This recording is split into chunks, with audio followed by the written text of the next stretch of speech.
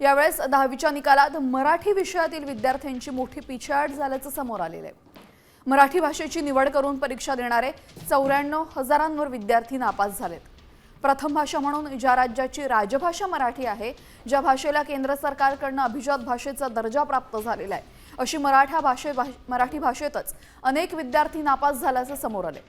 एकीकडे परकीय भाषा निवडणाऱ्या विद्यार्थ्यांच्या उत्तीर्णतेचं प्रमाण चांगलं असतानाच मराठी विषयाची अनास्था या निमित्ताने उघड झालेली आहे।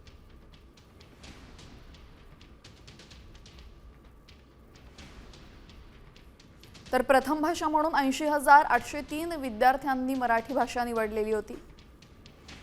द्वितीय आणि तृतीय भाषा म्हणून 13,741 जणांनी मराठी भाषा निवडलेली। यामध्ये एकूण अनुत्तीर्ण झालेले आहेत 94,544।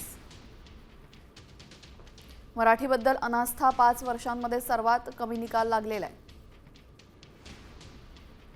2026 मध्ये मराठीचा 92.57% इतका निकाल लागलेला आहे।